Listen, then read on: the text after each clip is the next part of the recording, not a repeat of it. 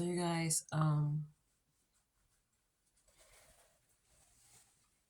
I broke through today more than I did yesterday at my dad's funeral. Um, I don't like to call it break down.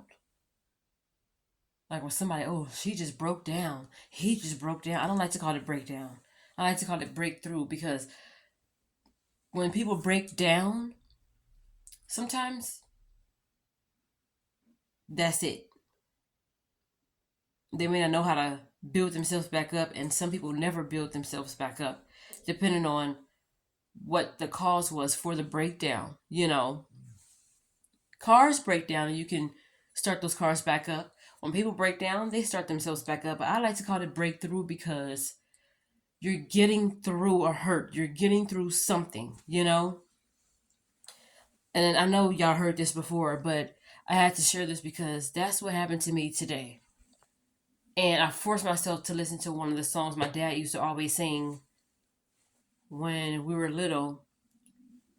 And it's a song called Stand By Me by Ben E. King. And I was on the bus on the way home. And I listened to it.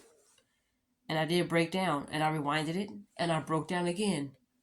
I have to get through this because if I don't, it's going to get bottled in and it's going to get turned into anger. And you know how sometimes people have times when they get angry with people and they say that, oh, it's misdirected.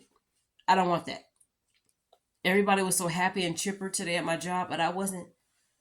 And I don't ever, I still may feel a little, but each time, if I have to cry each and every time until I get through it, um, then that's what I'm gonna have to do because I don't want anybody to have like misdirected anger towards anybody or snapping on anybody that just says like good morning, or a person that is just trying to be happy, and because they don't know what I'm going through and they're not at fault, because of the way I'm feeling. I just need to learn how to um deal with my emotions and how I react. But it's hard because I thought I was gonna be able to be strong,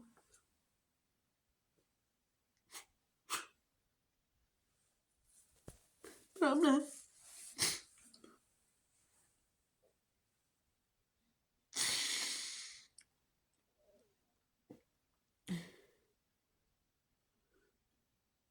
Sometimes I feel like when people try to be strong, I should always think, well, I wish I was like them.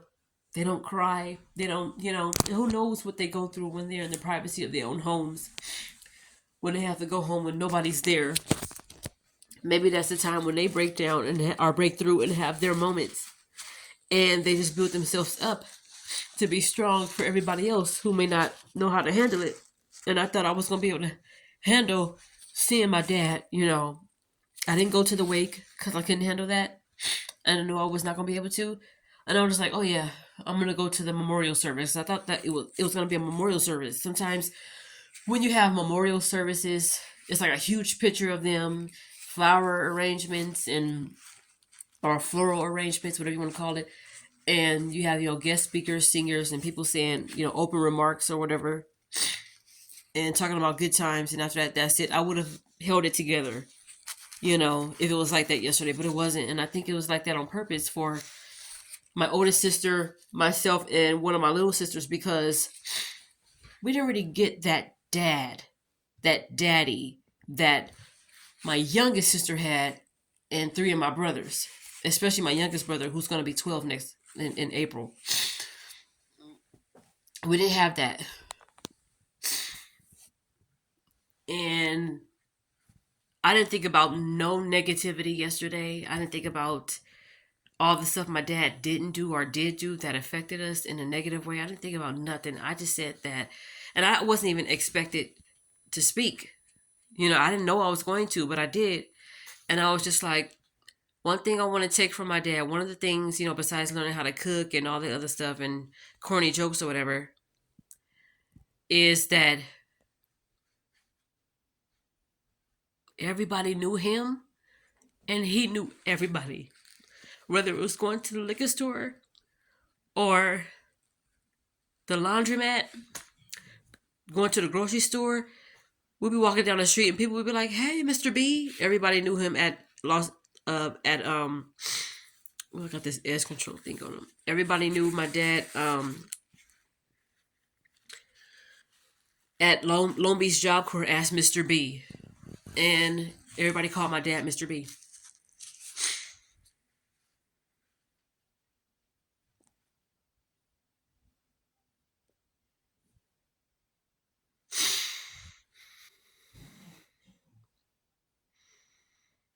And I had to, when it was time to view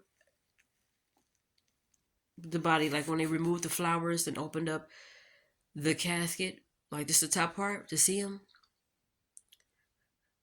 I just saw like this, they moved a little veil from his face and I just saw the side of his face and I was just like, okay, all right, it's happening. I gotta, it's happening. And so one of my little brothers went up there and knelt down and, had his time over my dad's body. And I peeked over his shoulder and I backed up and I just broke through. I was just like, I can't. And I just said, I can't. And I walked out. I took this red jacket, like this same red coat I was carrying, and I just tossed it and said, I can't sit in that foyer area or that lobby area, and just cried. Like, and sometimes, and you hear Iyanla Vanzant saying it all the time, but sometimes when you give your cry a sound, no matter how silly it is, and usually you may be a silent crier, but sometimes that helps. It helps. And my little sister that I used to stay with went with me. And she grabbed my jacket and she met me in the lobby area.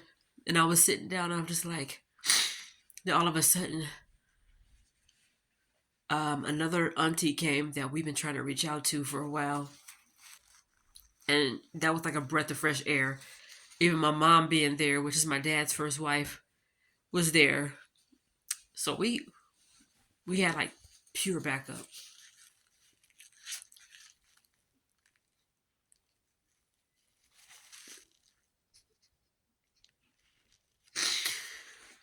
And it was time to go back in and see my dad. I had to have that closure and I had to see him.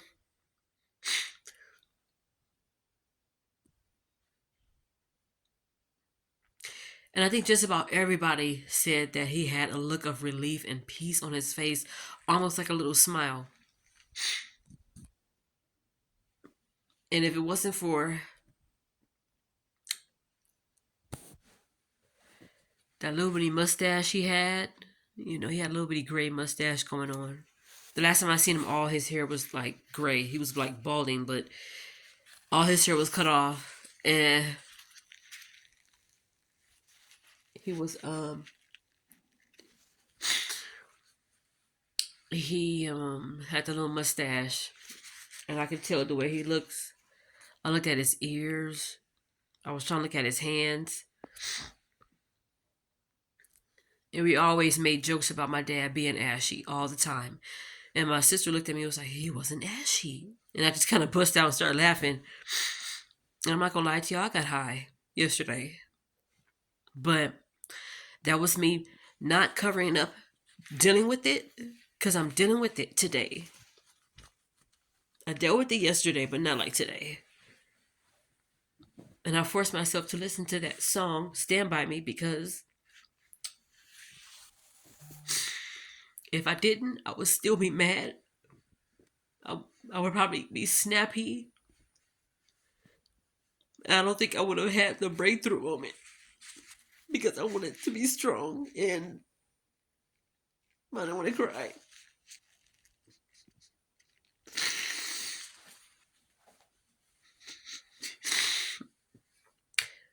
When you have something against a family member or a best friend, and then the moment me and my sister went to go see My dad in the hospital back in 2022.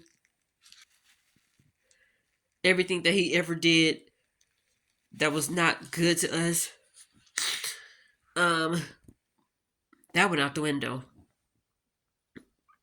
And I wasn't able to be mad. Couldn't get mad, but I was at peace with whatever the fate was. I had to be okay with it because I know I did my part and I tried to have that relationship. And sometimes you can't help but to just leave a certain situation in God's hands when a person doesn't want it, when they don't reciprocate what you're trying to put out there. You have to leave it in God's hands because at that point, it's not up to you anymore. But seeing him, just laying there yesterday, I needed to see that.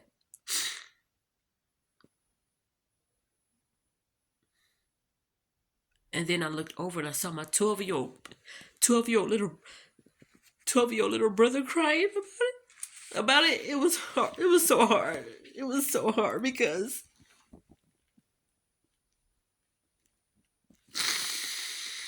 even though he pretty much had my dad most of his life, or pretty much all of his life, to know that this 12-year-old little boy is affected, just like when my great auntie died, and her granddaughter, my little cousin Janae, was crying at the time. I think she was about maybe 10 or 11. And it bothered me because it's like, I'm just glad that he had a positive impact on people's life. That's all.